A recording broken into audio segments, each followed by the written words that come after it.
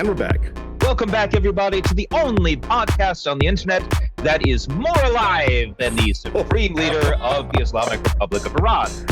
Yes, that's right, folks. We know that because we are doctors. But not doctors. I'm Dr. Silverstein. I'm Dr. Armshaw. And on this week's episode, we are going to be discussing, obviously, the American attack on Iran and the killing of the supreme leader of Iran by either America or Israel. I can't figure out which one, but it's probably America. Yeah. And then we're going to move on Israel, from that. Israel hit the girls' school, so I think they divvied it up. You know, they decided who was going to hit which civilian target first. After that, we're going to attack. We're going to take on the Gorton and Denton by-election here in the UK, Mandelson's arrest in the UK, and the State of the Union, and anything else that jumps into our minds. That's next on Doctors Not Doctors, starting right now. So, Patrick, every week I ask you if you've heard anything in the news.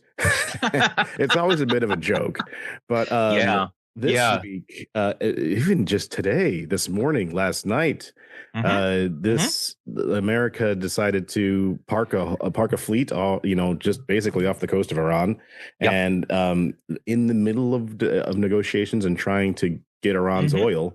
The Trump administration and Israel apparently decided that, we're just going to start attacking again. Yeah. Which is, it's really interesting, right? Because I'm thinking to myself, when's the last really famous example you have of two sovereign states in the middle of negotiations when all of a sudden one side just sort of decides, we're going to explode things.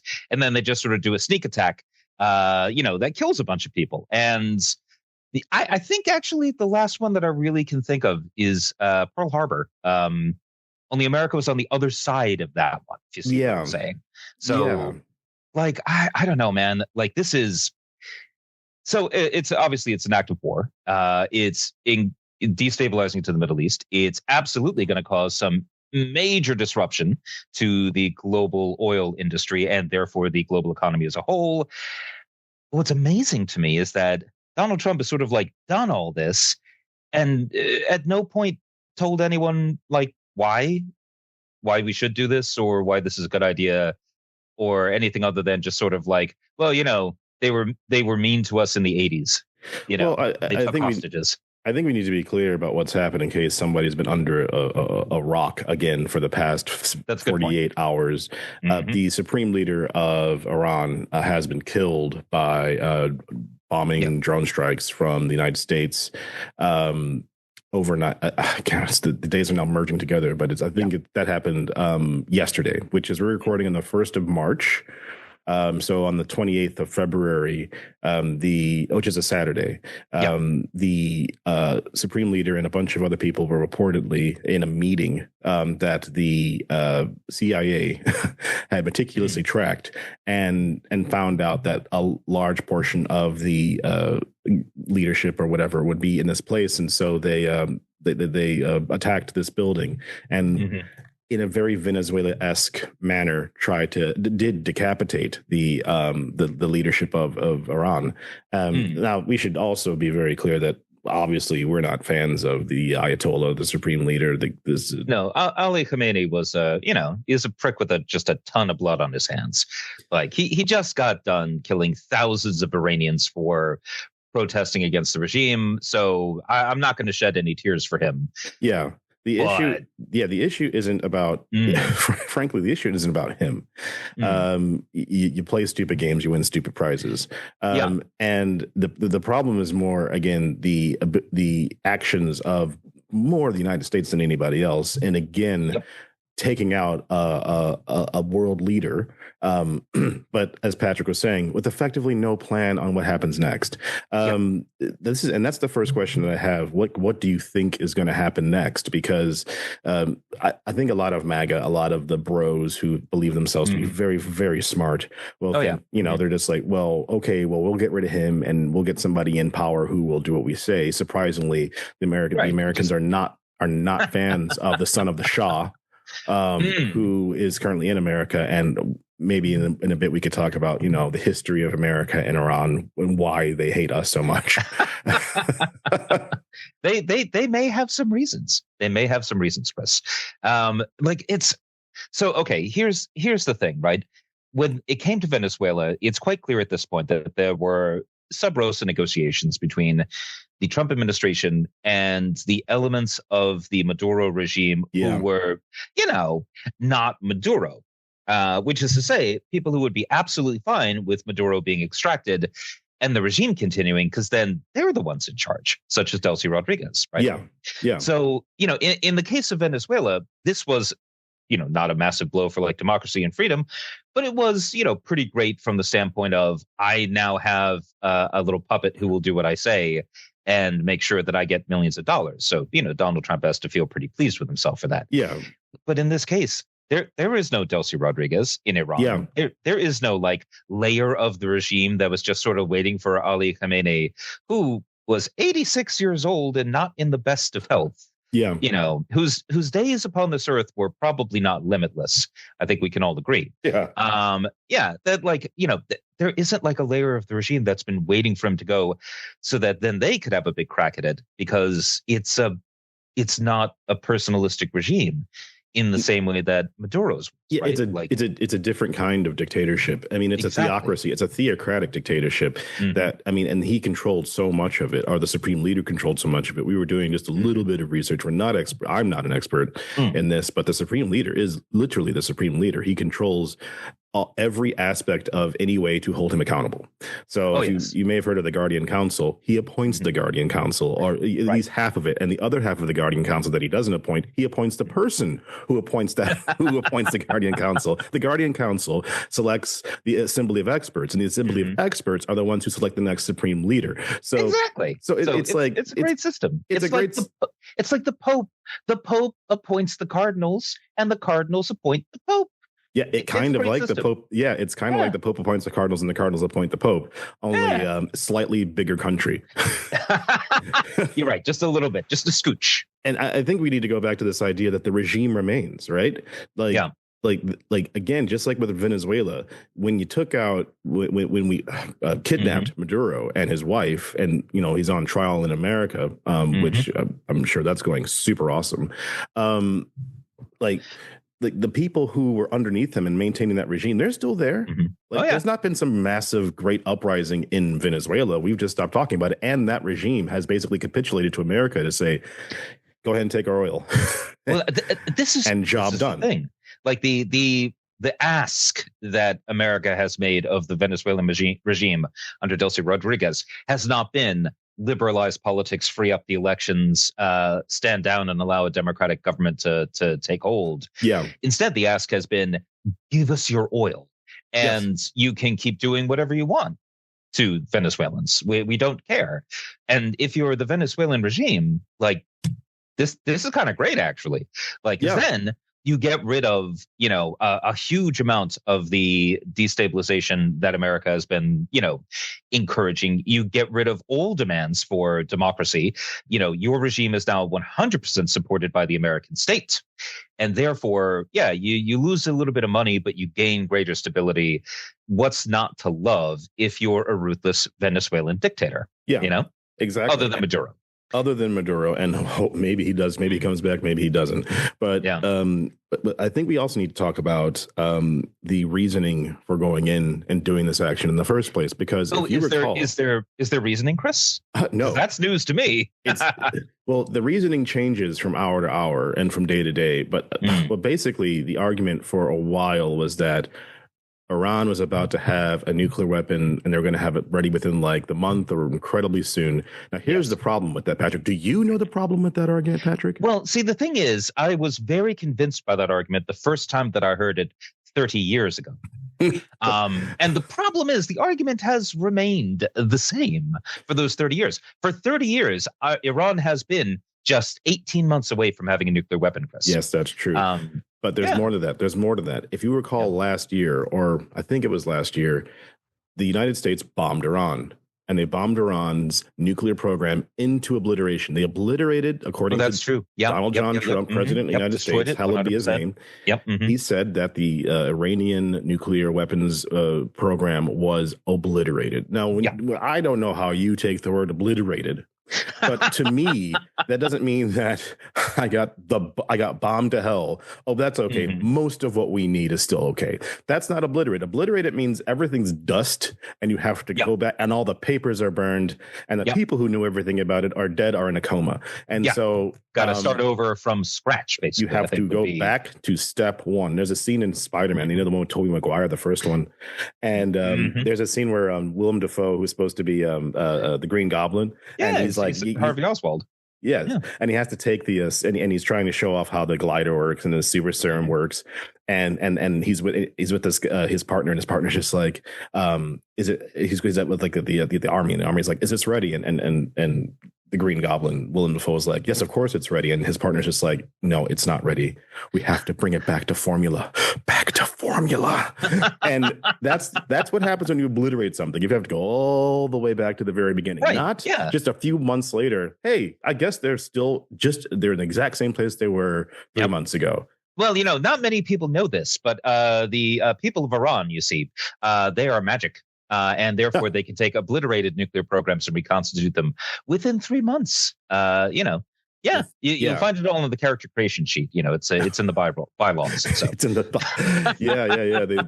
They did their dexterity check and they hit that roll. So, and there you go. Yeah, so that was one of the arguments. Another argument was that the fleet that Trump had sent to the Gulf, or it must be the Persian Gulf.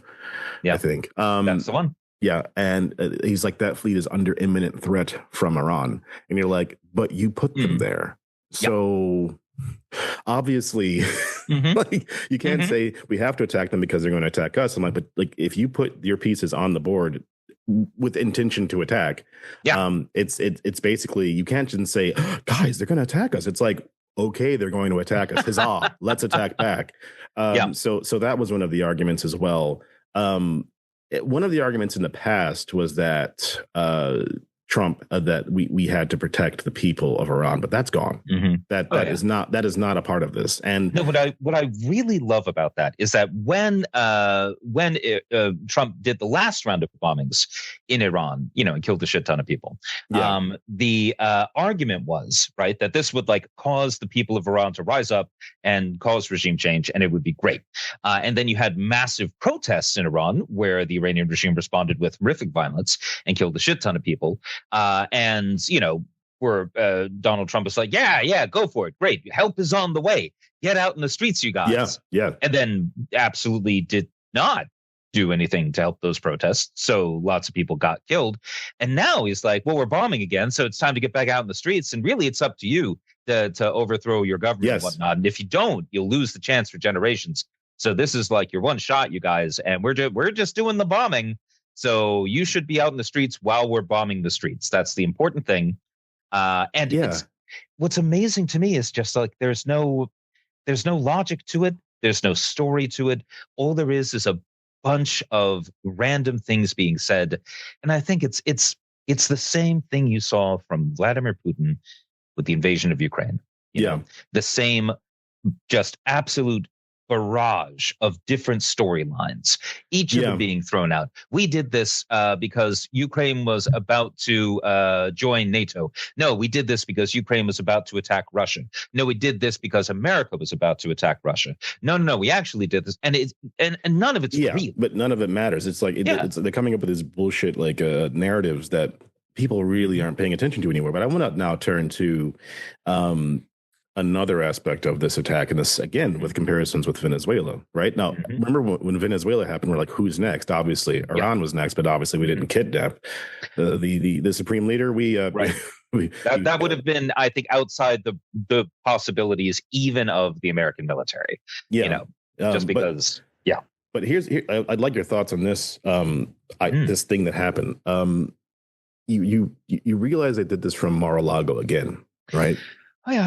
Oh yeah. let's just paint a picture here. The president of the United States has a taxpayer-funded mansion called the White House. The White House is a secure facility that has a lot of money put into it and a lot of security.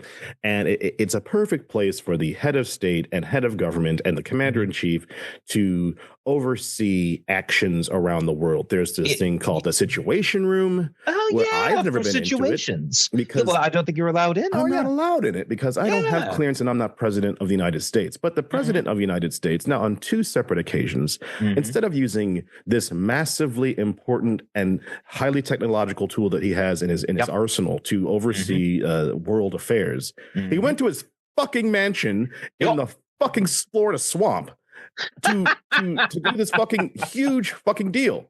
Yeah, no, it's great. Have you seen the pictures? Have you seen the I haven't seen this. Oh my God, they keep trying to get. Okay, so if you remember when Osama bin Laden was taken out by SEAL Team 6 under the Obama administration, several years, it should be pointed out, after 9/11, and well after George W. Bush had completely failed to do that for the entirety of his presidency, Barack Obama did in fact get Osama bin Laden, which is and then they released a picture of him. Like a picture of Obama in the Situation Room, surrounded by, generals, the muckety mucks and whatnot. And Hillary Clinton was there too. Right. Well, she was Secretary of State, right? She was one of the high muckety mucks, right? But and you can see the tension in the room. You can read it on their faces. No one is paying attention to the camera. Everyone is paying attention to the monitors as they see what is happening on the ground, right? Because they knew that this was an important and difficult moment. And if it went wrong, it could go very wrong indeed. Carter's administration, for example, had been fatally wounded by the failure to send in special forces into Iran in order to free the American hostages. Just to give you an idea of how long this thing's been going on. I swear to God, it's been 50 years. It's amazing. But yeah, so like the picture was very famous. It did a lot, I think, to establish in people's minds the idea that, yes, Barack Obama is a competent leader, and yes, he is quite serious, and he pulled off a thing that, many people in America had been very, very, desperate to see, which is actual honest vengeance and justice for 9/11. And Donald Trump really wants that to happen again. He really needs that picture. And so they keep having these situation rooms in the Mar-a-Lago, which are set up with a bunch of curtains and some PVC piping. Yeah. And where it's very clear, everyone on the other side of that thin piece of fabric can absolutely hear what's going on. Yes. And the picture that they just released has 2 remarkable elements, one of which is Donald Trump looking like he's been Weekend at Bernie's for a few days. Really? No, he doesn't look good. But he doesn't look good in general. But he just looks ill-preserved, is how I'm going to put it. Right? Ill-preserved. Ill-preserved. Yeah. And the other thing about it is a dude peeking his head around the curtain, just sort of, taking a look. No. Yeah. No. So that's great. Right. I'm not saying it's someone who had no clearance for it, because I don't know who this dude is, but it's just making absolutely clear that no, this is all a sham. This is a sham of a Situation Room photo. Well, yeah, I mean, it's not just a sham of a photo. I mean, obviously the photo is staged, and they're trying to create this quasi impromptu thing, but it isn't. I mean, but they have the location and space with which to do it. Maybe they just don't want to compare. Somebody would do a like for like. They would take the Obama photo and they would put Trump in the exact same position, surrounded by the various people. But that's kind of what you want. You want a like for like photo. You want a photo that shows that you in the same space doing the same thing, or in your opinion, doing it better. Instead, they, putting up little sheets of fucking cloth around, the most sensitive information in the world. Literally the most sensitive information in the world, where somebody can just pull back the cloth, be like, what's going on back here? Oh, okay, nothing there. Oh, wow.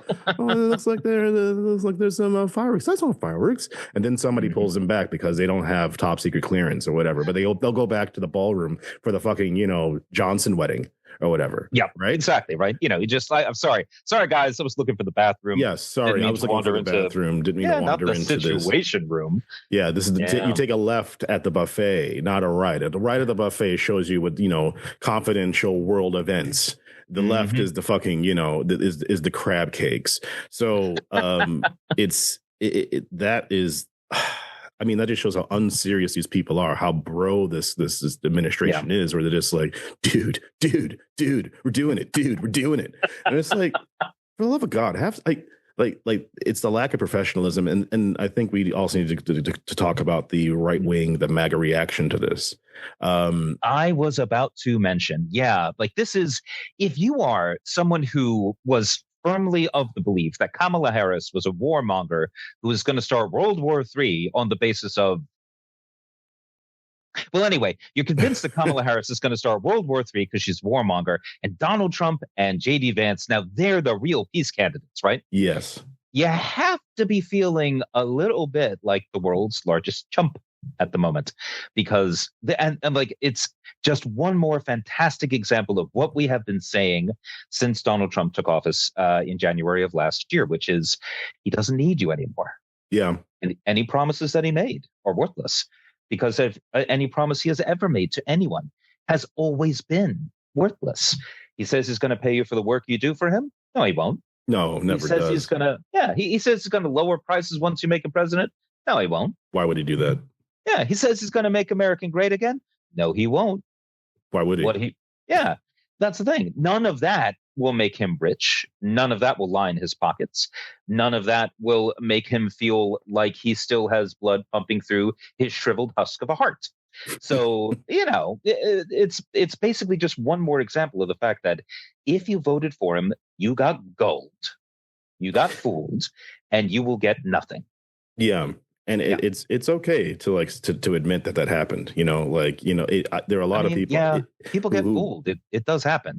He promised the world. He promised everything. It's like that scene in Napoleon Dynamite, where vote for Pedro. Why? Vote for Pedro. Vote for me, and all of your dreams will come true. Well, there you go. There you go. He said it. And he won. And he won. Well, he won mostly because of Napoleon's dance. So I believe Napoleon Dynamite, the person who plays him now, John Heder, I believe he's a massive Trumper. I can't tell if it's true. Really? I can't tell if it's an act or not an act. But that not. Well, I know which way I'm hoping. Yeah. But that notwithstanding, it is from what I've seen. Again, just off of the couple of MAGA folk on my Facebook feed.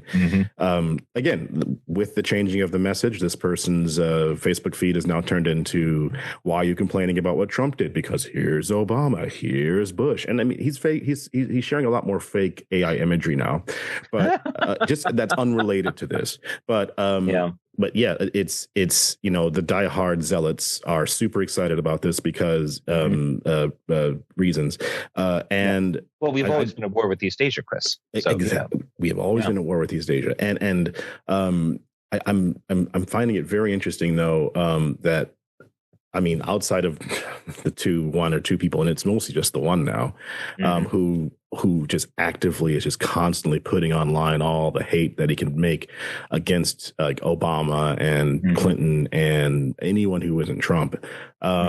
It's becoming a lot less. People are just like, I mean, hang on, what's the deal? There's also people who are friends with people that I know who are trying to still defend this. They're like, Iran is our enemy, and that this, that, and the other. And why do we care about Palestine? Why where are the protests in the streets in favor of the Iranian people? And again, this is an incredibly disingenuous argument, because there's no way to like when you're protesting to free Palestine, you're protesting against a war. The Iranian regime is the problem. So you can protest against the Iranian regime, which people have been doing outside of parliament now for quite a while. Absolutely. Because there are Iranians around the world who are very excited at the death of the supreme leader. However, as we said, there is no plan. That we could very well have next month see that nothing has really changed.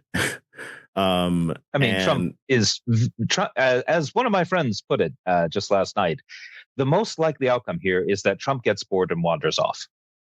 I think that is the only outcome, really, because unless America goes in, annexes Iran, and instills democracy or whatever, which isn't going to happen. Yeah, this like Trump's already apparently looking for an off ramp. He's offered amnesty to the IRGC.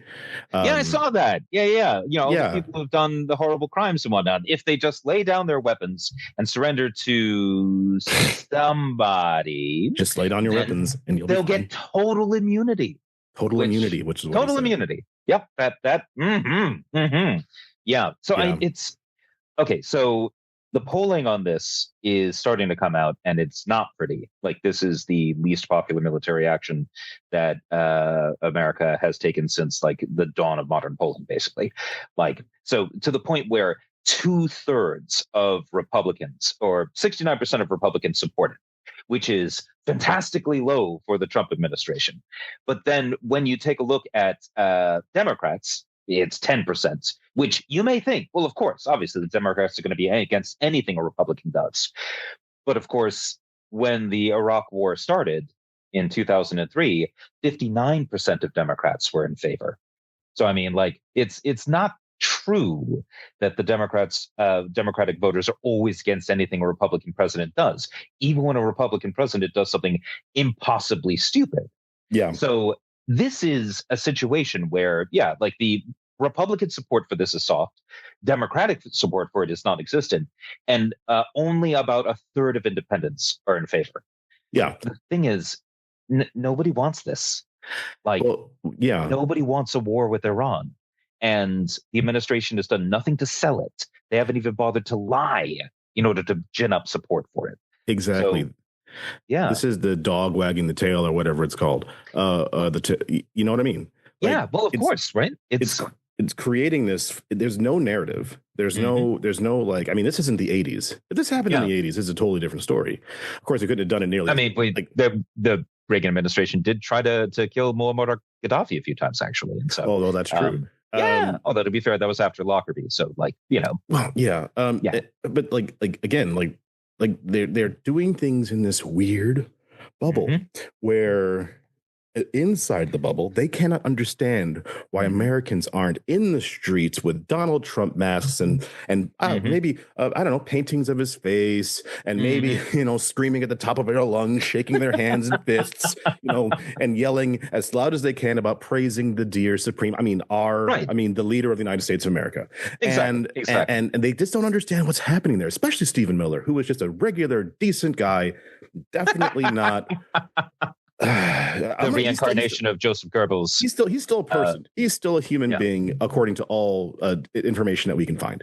But I mean, that's a very charitable way of putting it, Chris. Yeah, but like it's clear that they're operating in some kind of like alternate reality where once you open the doors or close the doors of the Mar-a-Lago cave or cloth cave that they have, or the White House that happens to be up there, it's just, it's like they're all high, which they possibly could be, because as we saw with the Trump administration, when they released the kind of drugs they were getting out of the Ronnie Johnson. Ronnie Johnson. Yeah, the current representative from Texas, Ronnie Johnson. Yeah. So he was Dr. Feelgood for the Trump administration the first go round, and that's when there were still adults in the room.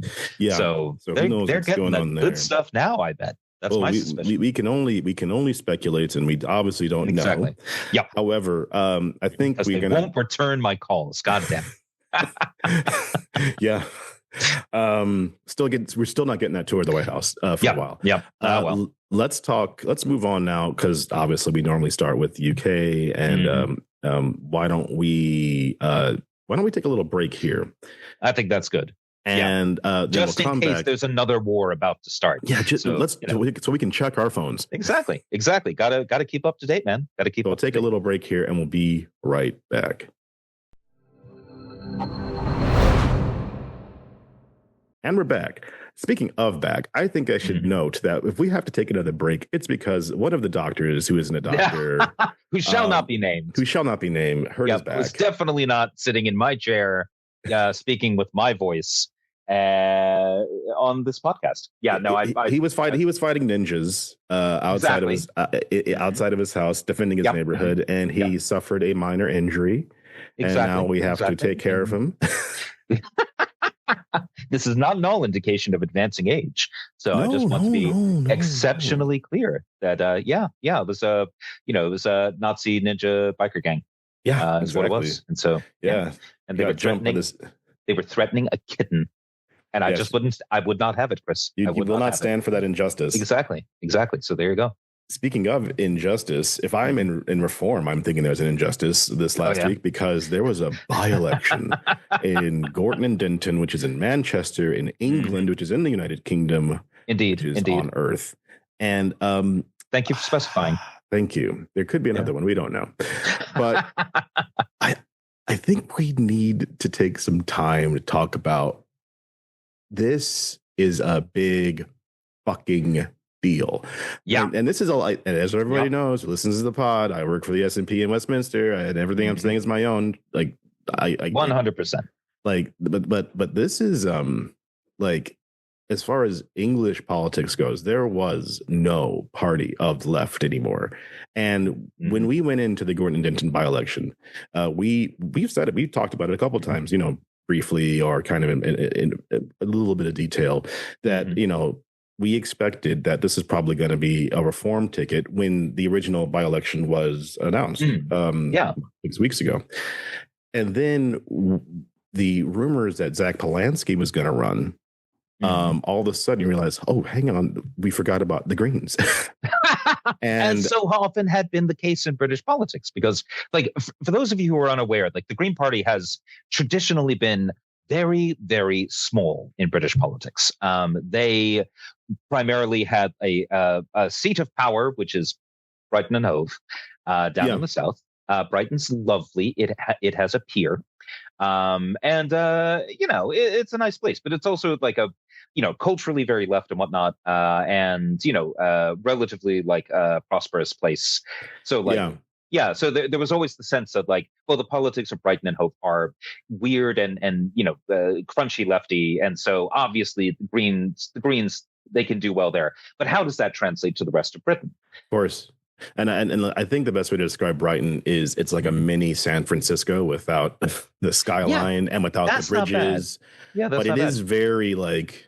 But they have a pier, Chris. They do have a pier, and I've been to Brighton a couple of times, and it is very it's just kind of a wavy gravy kind of place. It's kind of great. I like it. I like Brighton. I got a soft spot in my heart for it. So. But up until 2024, they only had one MP in Parliament. They've had members and they've run councils. They've had councillors. They've run councils across England.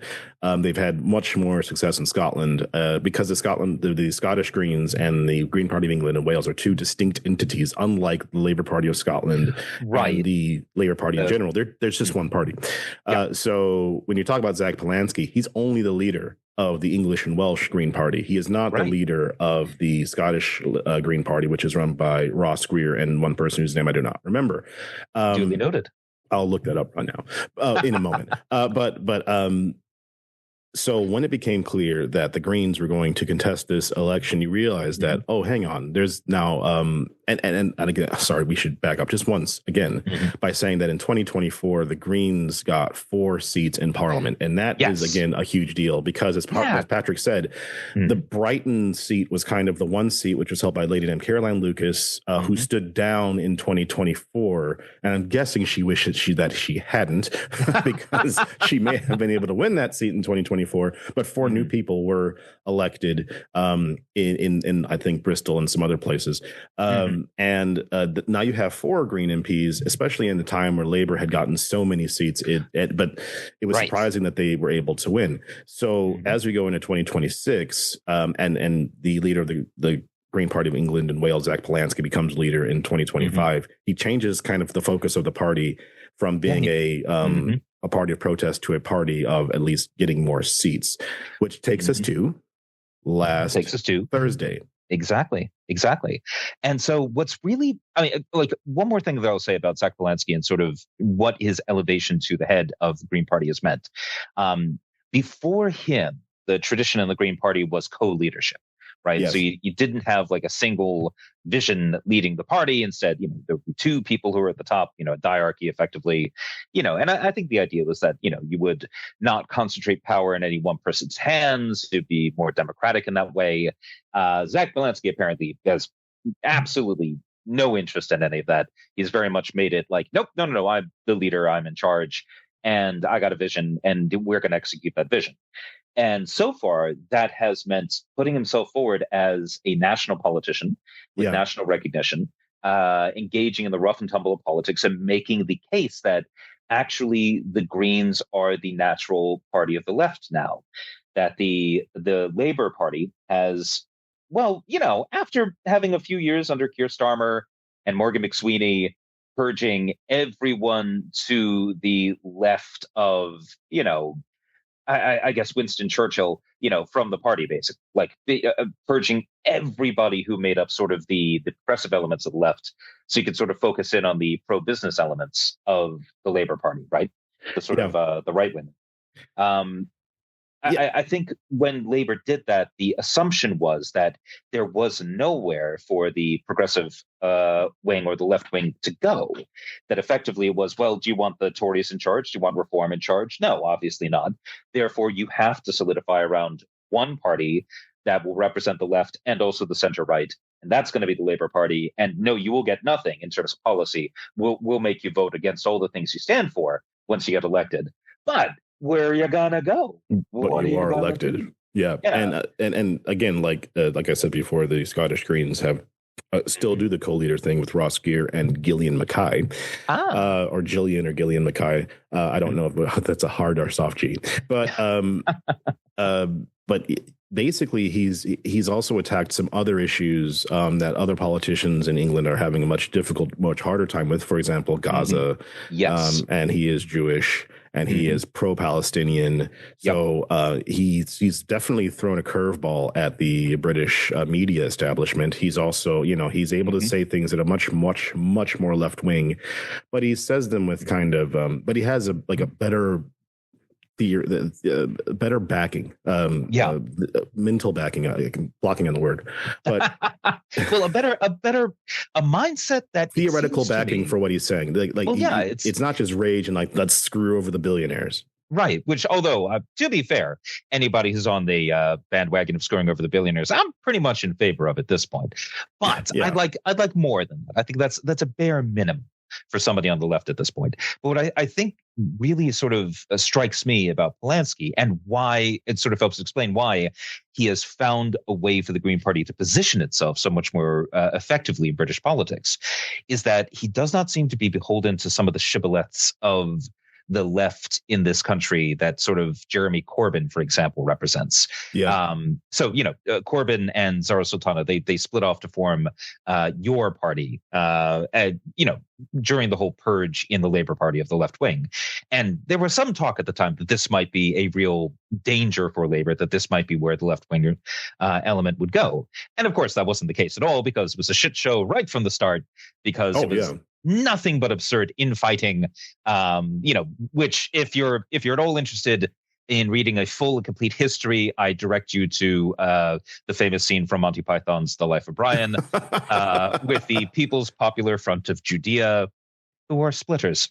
Splitters. So, exactly. So, basically, with Zara Sultana, with Jeremy Corbyn, what you've got is like this highly sectarian, highly hidebound, and to some degree still stuck in the quote unquote anti-imperialist mindset of the 1980s, which sort of sees like the US as being the font of all imperialism, Russia / the Soviet Union as being, a pure and uncorrupted soul who is, under threat from NATO, which is an aggressive military alliance. And none of that was real in the 80s, although, good Lord, did the Reagan administration do horrible, horrible things. But it was even less reasonable by the time you got to the 2010s. And the horror show that is America right now, it's America against NATO. So like the whole theoretical structure that sort of Jeremy Corbyn's leftism represents has been totally overtaken by events. And I don't think he or Zara Sultana are in a position to take things afresh. And Zach Polanski very much is. So yeah. And so what we had is now we have a Green Party that is much basically able to fill the void that the UK Labour Party has left wide open, and in an effort for the UK Labour Party to chase votes that may have left the Conservatives, which is a bonkers plan that is working out exactly as well as we think that's going to work. And so on Thursday, there was a by-election in Gorton and Denton, which we've talked about before. And the final poll before that election had the Greens on like 31% and Labour and Reform kind of tied, or at kind of 27 and 28% respectively. That's 28 for Reform and 27 for Labour. But Labour was walking around saying, we have a chance of winning this. Reform is walking around a little bit quieter towards the end, saying, there's a chance. And the Greens are just quietly saying, we might come in first or second. We don't know. That's what they were saying on the night. And on the night, the final total was 40.6% for the Greens. 41% of the vote came out for the Greens. 28.7% came out for the Reform Party, and 25.4% came out for Labour. Now, this is a seat that had been Labour since the 30s. So the 1930s, I should say. And they came in third. And you have the Green Party, who was at 31% in the final poll, basically coming on at 41%. And a lot of that probably has to do with the candidate, Hannah Spencer, MP. Who is now Hannah Spencer MP, who is a local person who was a plumber by trade. And she puts up walls, I think. I think she was just finished her trade as a plasterer. Yeah. And so she's just a person. She strikes me as just being like a fantastic choice for the seat, being somebody who, is not coming from the professional class, is not coming from, the Oxbridge elites, is someone who can speak much more naturally to the concerns of, the working class in this country, and also someone who talks like a normal human being, which you can never overestimate the importance of just talking like a normal human being when it comes to politics. Yeah. She's not weird. She's somebody that you can just see like, she's like, you can see a genuine aspect to her. And that's what you're going to get out of parties like these. I'm not going to toot our horn too much, but there's a lot of those people in 2015 from the SNP, which was really surprising to a lot of the press, because in 2015, our new MPs were giving the best speeches of that parliament. And people were like, well, I had no idea. It's not just the one. It's almost all of them who are given these barnstormers, because they're just regular people who were elevated into this position because, they fought for it. It wasn't given to them. They weren't, waiting on a list like, the two big parties do and say, all right, this is your time now to stand. You've, knocked on enough doors, and you're part of this closed political economy. She's clearly got this genuine aspect to her, but she's also clearly a green politician. She's like, people are struggling. People used to be able to go on vacation. That was one of her speeches. Like, people used to be able to take a holiday. And I'm like, good God. Like, and that's true. Like, people used to be able to work and be able just to do some of the basic stuff that we grew up with. Yeah. And now that's being ripped away because billionaires aren't willing to pay, their fair share of taxes. I'm going to do one small tangent. Go for it. And I don't know the name of it, but there was a book that was written apparently a few years ago that basically said there was a small period of time between, I guess, the 1940s and the 1970s where people could actually earn enough money to become wealthy through work. Oh, yes. Not through winning the lottery or having it handed down to you. Or marrying the right people. And as soon as you hit like 1973, the election of, or you basically the 1973-74, which got you to Nixon. And not too long after that, Thatcher. That, the two big financial powers of the world decided that, billionaires aren't rich enough. And so they decided to shift shift that money back into the hands of those people, because the tax rate in America for the billionaires and the millionaires was like 91%. Oh, yeah. Like they're and that's as late as the Kennedy administration, right? So under Kennedy, you have top marginal tax rates, which, you only pay when you're already making squillions, right? Yeah. That would get up to 90%, because the idea was that, past a certain amount of income per year, that extra money's not doing you any good, and it's sure the hell going to do everyone else a hell of a lot of good if they had it. So, it's a tiny loss for the billionaire and a massive gain for society. And if you want a sort of like nice way of thinking about that, imagine finding a 50-pound note on the street as you're walking down the street, and you pick it up, and now it's yours because, you know, it's nobody else's, right? So that's awesome, and this is a good thing, but it's not going to change your life most likely, you know. But still pretty cool. You can get a few drinks down the pub. Yeah. Now imagine it's not you who finds the 50-pound note. Instead, it is Jeff Bezos. Jeff Bezos. Right. Does he even notice? Does he bother to bend down to pick it up? I see what you're saying. Right. Now imagine it's not neither you nor Jeff Bezos, but rather a homeless person. And that money might literally save their life on a particular night. So, it's the same amount of money, but how much it matters, the good that it does, it sort of depends on, you know, who's got it. Economists call this marginal utility. Yeah. So, and you're right. Under Nixon and later under Thatcher and under Reagan, you had this big shift away from this idea that, you know, there's a certain amount of money past which it's just not doing you any particular good and it's doing society harm. And instead became, what was it? Which person in the Blair administration, the Blair government, said that he was profoundly unconcerned with people getting rich as long as they paid their taxes? Is it? You're not talking about Gordon Brown. No, I don't think it was Gordon Brown. I think Gordon Brown was smarter than that, quite frankly. But yeah, no, it was somebody who was like, with this weird idea that like, no, we'll just let the billionaires, they can have as much money as they like. As long as they pay their taxes, it'll be fine. Yeah. And of course, the first thing you do when you become a billionaire is invest money into never paying taxes again. Well, you move your money somewhere else. Right, exactly. You get some papers in Panama. But we and that was the tangent. Thank you for listening. But I think we need to ask a question. This is what I was asking all on Friday before we got into the Iranian stuff. Right. What do you think this means? Like this is okay. Think of it like this. As I close tabs on my computer, think of it like this.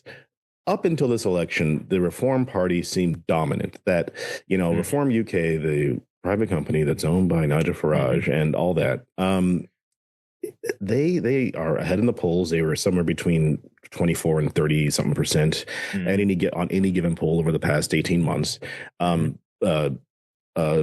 Seat tracking has it at, you know, getting anywhere between, you know, just under a majority and a super majority based off of, you know, different kinds of way you can try to distribute polling across seats.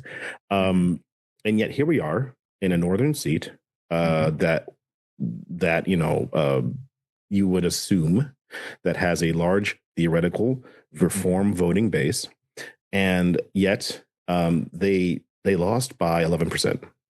Well, okay, so I think we have to be somewhat cautious in interpreting this event as far as, like, you know, being a problem for reform. This was a, you know, it's an urban area, right? Like, this is even in the north of England, you know, like where you're talking about inside of cities, that tends to be where Labour is still quite strong, right? So, I mean, this is a seat that I think was winnable for Labour, but probably only if they'd allowed Andy Burnham to stand. I don't know about that. Like, well, I think that's the only shot they would have had, quite frankly. And that, I think, would have only been because Andy Burnham would have been separate enough from the Starmer government that he could make a legitimate claim towards, you know, I am different and I am going to go and set the party straight if you put me in. And he was barred from doing this. And I think that when Starmer decided to, like, lean in and say, no, we can't have him run because he could be destabilizing for, you know, my government. I think what he was doing was putting his own interests ahead of the Labour Party. Like, I think that was one of those decisions that is going to, you know, just in retrospect looks just incredibly bad for him.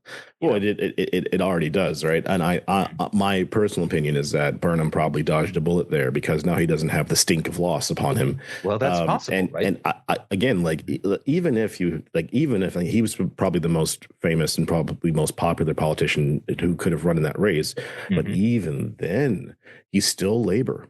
And we should address that Reform has declared that there was family voting and that, you know, men were going into polling places with their women and commanding them how to vote, and a group out of nowhere has basically said this is happening, which is probably a good sign of where reform is going. They're going down the Trump route of if I lose, it's illegitimate, and if we win, it's always true.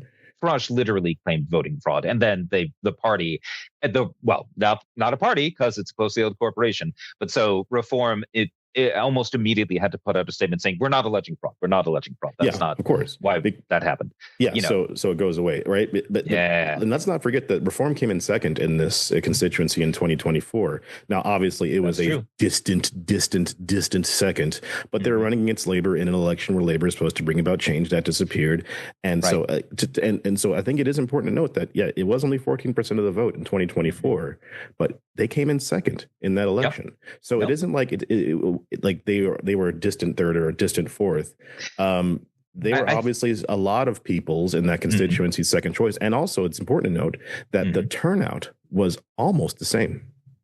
Yeah, that is why I'm paying attention to this, because this isn't a normal by-election turnout. This is 40. So the by-election turnout for this election was 47.8%. And for Gorton and Denton, it was for Gorton and Denton, it was 47.5.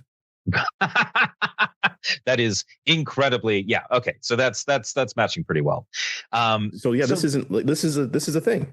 Yeah, no, and I think the thing is, if you're Reform, right? I mean, they're putting it out now that this is 400 on their list of seats that they hope to take, and so they were never expecting to win. Which no, that's not true. They very much were like putting it about. They needed to win the seat. Yeah. It was their best opportunity that they were going to have to really drive home the narrative of Reform is advancing, Reform is unstoppable, and they need that.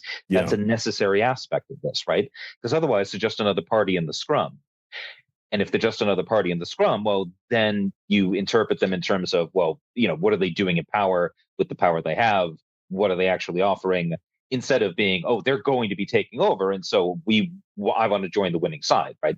Yeah. So, but the problem for them is that in order for them to win in this particular by-election, the hope was that the left would split, that you would have a split for the left-wing vote that'd be serious enough to allow them to come in with plurality, right?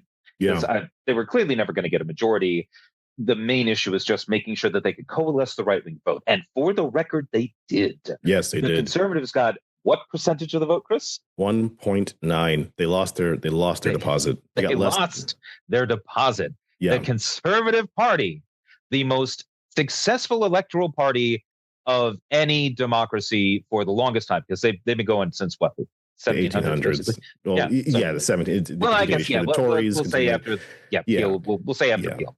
Yeah, but so like this incredibly successful electoral party is now like they're not even making the deposit back. This is a big indication that if Labor's hope was that the right was going to keep being split the way it was in 2024, that was going to allow them to like maintain their standing. I think the Gorton and Denton by-election has two absolutely disconfirming elements. Number one, the Conservatives collapsed and Reform were able to consolidate the right. Number two, people in the constituency did not believe the fundamental thing they had to for Labor to feel good about anything that happens next, which is that they had to believe that the only anti-Reform party is Labor. Yes. You have to believe that if you want to keep Reform out, you have to vote Labor. That's it. You have no choice. Yeah. And Gorton and Denton has shown, no, there absolutely is a choice. And you can vote for the Greens and you can still keep Reform out. Yeah. So all of a sudden, Labor's entire strategy has gone up in flames. Which is why I'm hearing that they're going to go further to the right. They're going to go further to the right. Now, we'll see if that pans out, but that would be classic Labor. Like, you didn't listen to me, I will beat you until your opinion changes. Yeah, exactly. Well, the beatings will continue until morale improves. Yes. So we have talked about this enough. Congratulations to Hannah Spencer. Indeed. Who will be the Greens' fifth member of Parliament. Mm-hmm. And I think this does. They're creeping up on 1% of Parliament, Chris. Yeah, they're getting there. Tell me about more votes. And this, I think, is just the beginning. Don't forget there are elections in May. as well. And for clarity, every political party, and if you stand for office in the UK, you have to put down a £500 deposit in order to stand. And if you get less than 5% of the vote, they keep your £500. So for the Conservative Party not to have even got its £500 back, that's why it's such a big deal. Well, let's move on. When was the last time that happened? I don't know. I don't think know. I think it's been like over 100 years. Well, I'll check. I'm not going to check, but it is important. Again, I don't want this to go on too long, so let's move on to the next section. And I don't want to talk about it briefly, but we don't have a lot of time left. So last week, in addition to the by-election, Monday started off with a bang with the arrest of Peter Mandelson, the former ambassador to the United Kingdom, to the United States from the United Kingdom, huge friend of Jeffrey Epstein, and has now been basically talked to by the police about not the things he did with Epstein, but if he shared information with Epstein, just like Andrew Mountbatten Windsor. So they're basically getting done for potentially the same thing. That's the thing. Like both of them are facing a charge of misconduct in public office, right? And for those of you who are like really upset that they're getting arrested for this stuff and not for, sex crimes and what have you, I absolutely feel you. And I absolutely hope that the police are continuing to investigate any evidence of sex crimes by His former Royal Highness or by the Prince of Darkness, Peter Mandelson. But misconduct in public office, that's not actually nothing. The maximum penalty. Do you know what the maximum penalty is under law for misconduct in public office? Life in prison. That's right. Yeah. So, I mean, I'm not saying that that's the most likely sentence that comes down, but that's the kind of stakes that are at play here. So if you're thinking justice will not be done, some justice is probably going to get done here. Yeah, it's just not yet specifically about these things, because obviously everything needs to get proven. But exactly, I think the only thing I really want to talk about inside this is both one, the connection to Epstein, and Epstein isn't going away even if you decide to bomb Tehran, but also that the Speaker of the House of Commons is now scooped up into this madness. Now, effectively, Mandelson wasn't going to be arrested until apparently later, or maybe I think this week. But the Speaker of the House of Commons got word that he believed that Mandelson was going to leave the country, go to the Virgin Islands, the British Virgin Islands, and then change his residency to there so that he couldn't be taken in by them. And what's funny is how the Speaker found out, because the Speaker was also on the Virgin Islands and nobody knows why he was there. I'm sure maybe it was just a holiday or whatever, right? Right, yeah. So the Speaker's on the Virgin Islands. Somebody goes up to him apparently and says, hey, Peter Mandelson's going to try to abscond. And then he comes back to the UK, tells the Metropolitan Police, then the Met grabs him, or wherever he lives, the Met grabs him, and then Mandelson is now denying it up and down, saying that he was not going to leave the country because his partner's here and his dog is here and all. But it was just, and you can't take dogs on a plane, Chris. Well, everyone knows that. Not a public plane. Exactly. So it was another huge moment before other huge moments. That was the biggest moment of the week, that Mandelson had been arrested, obviously released. He's not been charged with anything yet, which is why we can talk about this stuff very freely. It's not a case in the courts. But this is, who knows if there's going to be any more fallout from, the Epstein files in the UK. But Americans are rightly pointing out that, high-level British diplomats and, members of the royal family are receiving far more scrutiny than what's happening in America. Yeah. And they're right. Yeah. It's a real indication, I think, of just how much the rule of law has been preserved in the United Kingdom, and just how far the rule of law has collapsed in the United States. And this is not like me saying, the Britain is an amazing, center of rule of law. I mean, I am technically a barrister of England and Wales in the sense that I've passed the bar. I am not practicing. I will not give you legal advice unless you pay me. So I just want to make that very clear. But, yeah, so I have some bias towards the British legal system, but like this is just, any basically functioning legal system should be able to take a look at a situation like this and say, oh, yeah, members of high public office are using their positions to profit for themselves at the expense of the public. Yeah, no, that's clearly a crime, obviously. And that they have to be held to account for this, right? Yeah.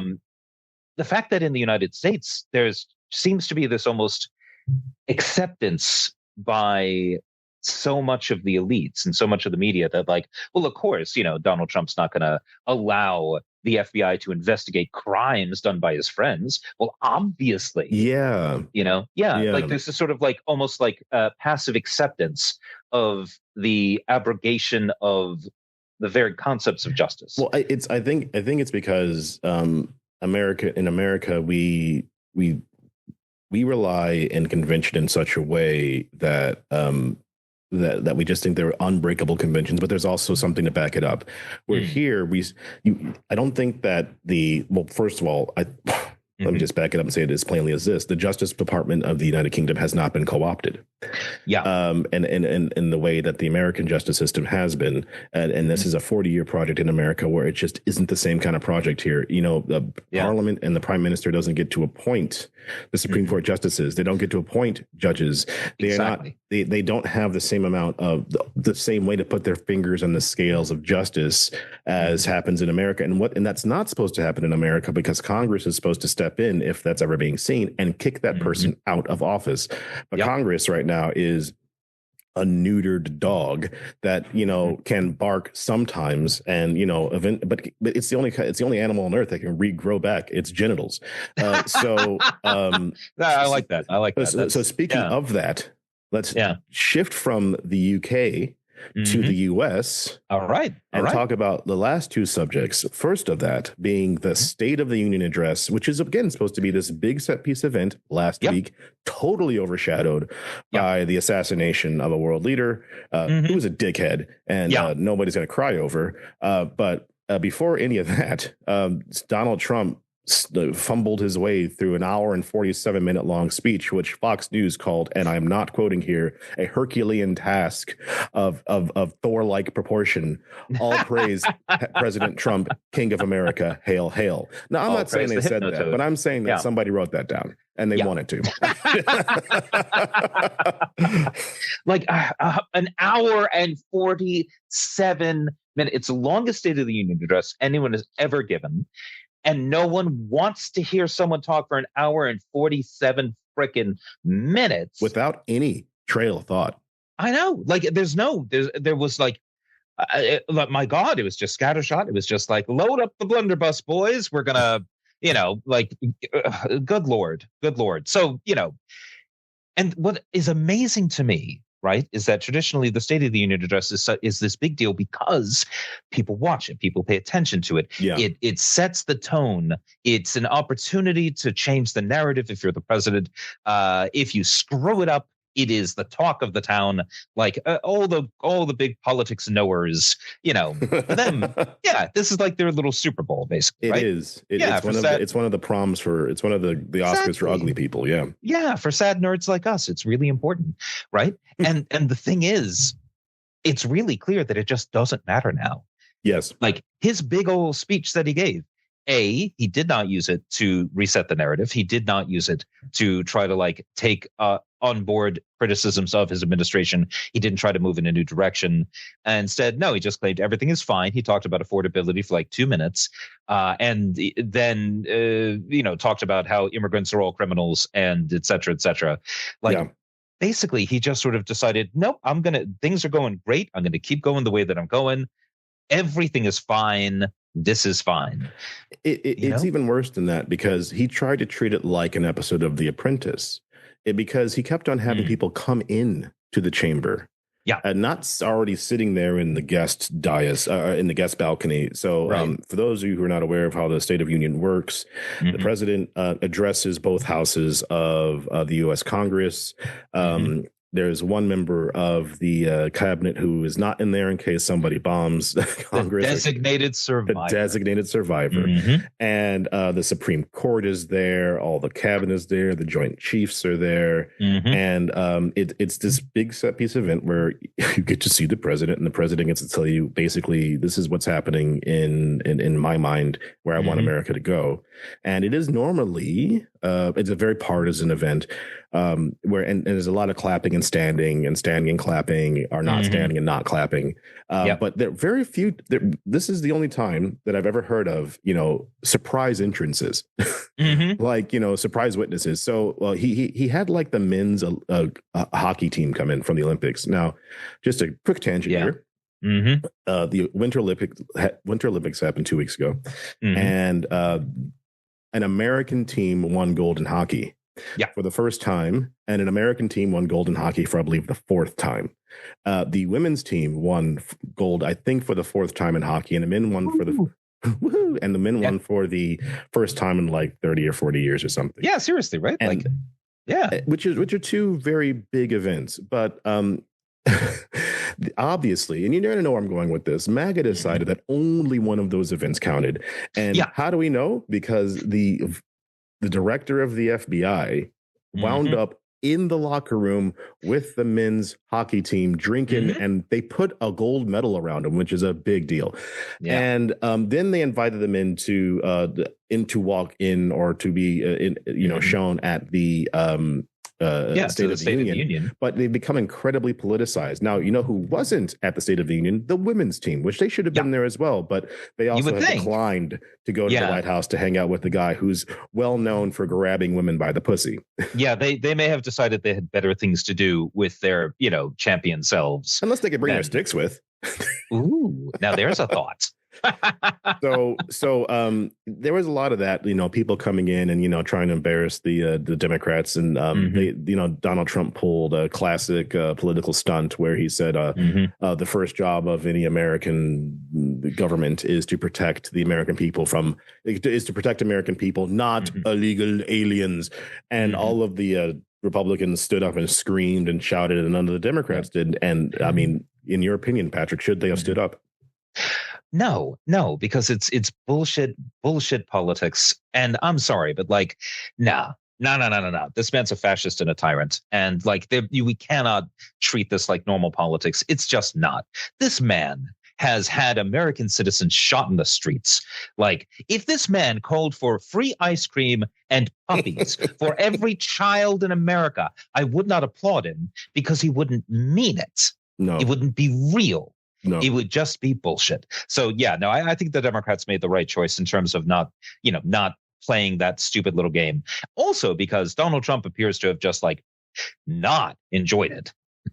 Well, but also, let's not forget that one Democrat did stand. One John Fetterman, who is the Republicans' best Democrat. But I think overall, I think you're right that I mean, I can see the obvious trap there. I don't think that anybody who wasn't on side is changing direction. You know what I mean? I don't see that the Democrats not standing up when he made this obvious dog whistle to racism and to his, murderous ICE patrols in the streets. I don't think anybody who was on the side of ICE and MAGA and Trump is oh, I can't believe they didn't stand, or, I don't think any of them were shifted, and I don't think any lefties were shifted in the other direction. No. And the thing is, no one was watching. No one who is persuadable is going to be watching this State of the Union, because everyone in America has already made up their minds. Seriously, Donald Trump's popularity is around 39 to 40% of the country. And I think it still has farther to drop. Yeah, and definitely. I think, if the war in Iran goes badly, I think it will drop further, right? Yeah. We could see it getting down to 27% if things go really poorly indeed, right? But that section of American society has made its peace with fascism. They're okay with it. Well, it's not going to hurt them, Patrick. Right, exactly. And so, whereas 60% of America, more or less, has been oh, no, this isn't good at all. And they're either people who voted against it in the first place, or people who voted for Donald Trump because they, for whatever reason, believed him when he said things. And I think that they were fools to do so. But insofar as they've realized that they're not getting what they voted for and are turning against him, I mean, yeah, they're rational people. And honestly, if you're going to blame someone, blame the person who's doing the lying. Blame them first. Yeah. You know? But I mean, if you only watch curated news, if you only watch the Fox News and the MAGA news networks, then you're never going to know. Well, you will always put your ire towards the who they tell you the bad guys are. But yeah, I think like it was what, as I said before, Fox News spent a lot of time getting very excited over the amount of time he spent speaking.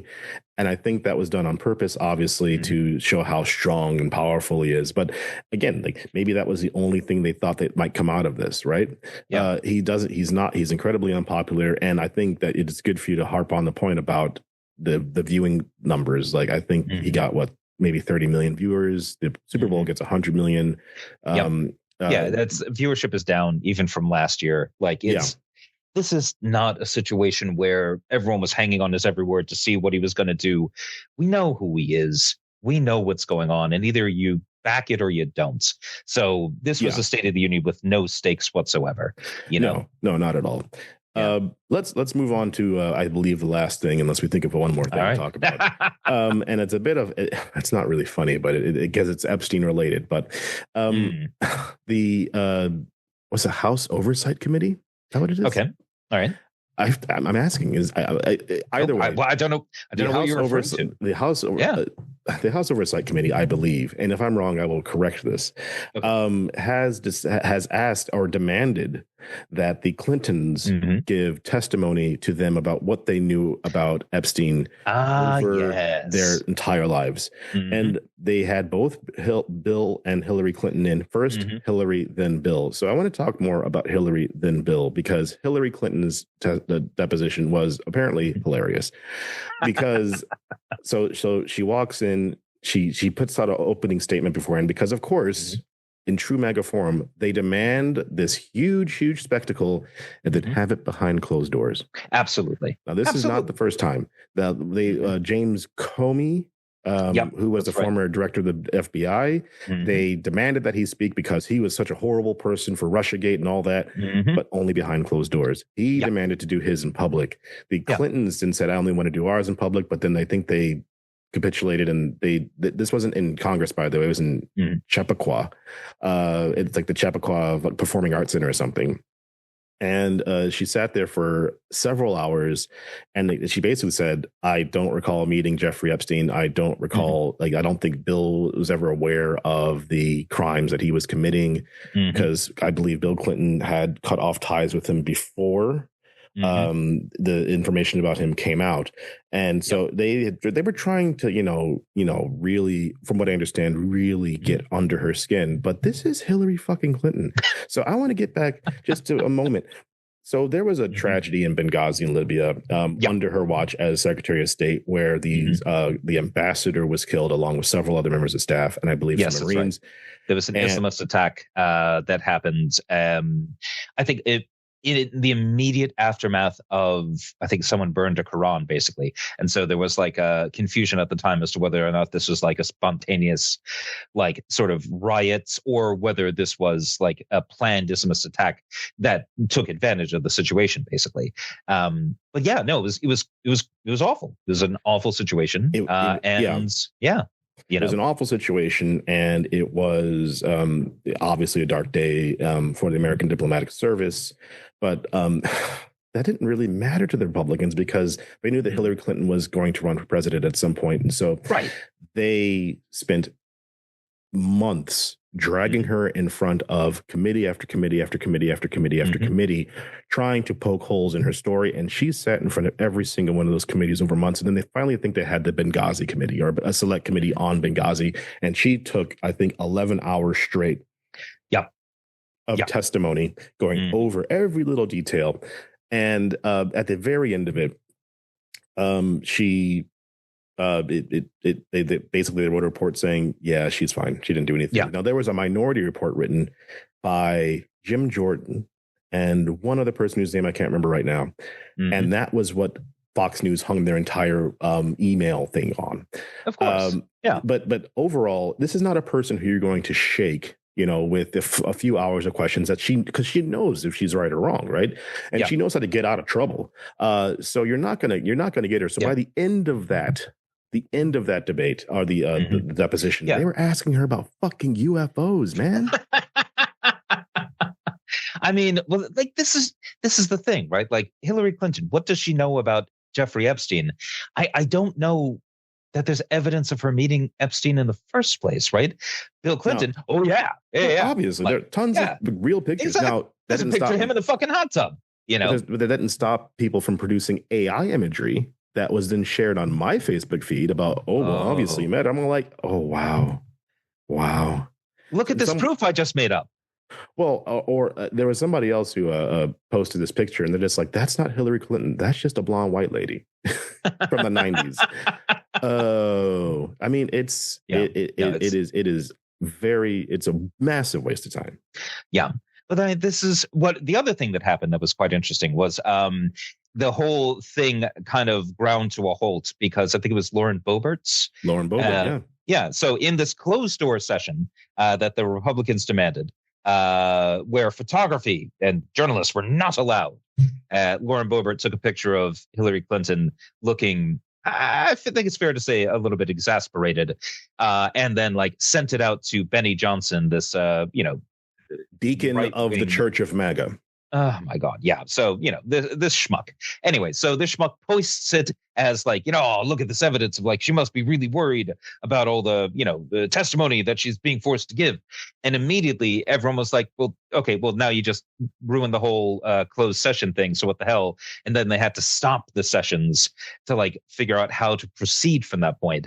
And so instead of it being this, great gotcha moments, instead it was God damn it, Lauren, stop being such a Boebert. What the hell, Lauren? It's supposed to be a secret. Seriously. It's so funny. We're going to troll Bill. Oh, this is amazing. What the the whole thing was that so they can create the narrative that they want. So that's the only reason you have these closed door session on something that's such a big public issue is so that you could lie. And so you can get your lie out first, and that's why the Clintons put out their opening statements first. That's why they had the podium set up immediately afterwards, so that they can set the tone for what's going to happen. Like they didn't walk out the back, they didn't sneak away. That it's I gave all this information. This is what I said. So when MAGA comes out and says, Hillary lied, because it's well, show us the transcript, show us the proof, because she's already under oath told you these things. So just like with reform, who declared that, men were shoving their way into, their families' voting boxes and telling them how to vote, and then, not following through with the claim. MAGA has to then create something that they can or can't follow through with. So I just wanted to touch on that just for a second, because I mean, when they descend to UFOs, honestly, I say, keep the Republicans talking about space aliens. It's the least harmful thing they could possibly do with their time and power, because my God, everything else that they've done, it's been a horror show. Yeah, and just so you're all aware, before we sign off, Trump said he's going to release the UFO alien files if they exist. If you needed any indication of how fucked they are, when Trump is I'm going to tell you if aliens are real or not, but you have to wait 2 weeks. That's the height of desperation from a person who clearly has run out of ideas. They are running out of distractions from the Epstein files, my dude. They've now launched a war in the Middle East, and I don't think that's gonna work as a distraction for more than 3 days. Unless a bunch of Americans get killed, very soon, then public attention is going to turn right back to the Epstein files. So no. So it's not great times for the old American Republic. I'll put it that way. Which means that it's not great times for the world, as we hopefully will not see soon. But we are in, of course, weird times. I think we'll end with this idea. The reason why Trump was able to launch these attacks on Venezuela, on Iran, on whoever else he wants to, is because voters voted for him. Yep. So remember to get out there and vote if you're in the UK or in the US to not vote for people who will not accept the outcome of the election, like Reform and like MAGA or the Republicans, and to vote in your best interest because others definitely don't have yours at heart. Yep. Yeah. Get out, register, know the law, know your rights, and be willing to defend them, at the ballot box. And in conversation. So, Yeah. So I think that's all the time we have for today. I know that's all the time we have for today. And as always, I'm Dr. Silverstein. I'm Dr. Ramshaw. And we are doctors. Not doctors. Good night.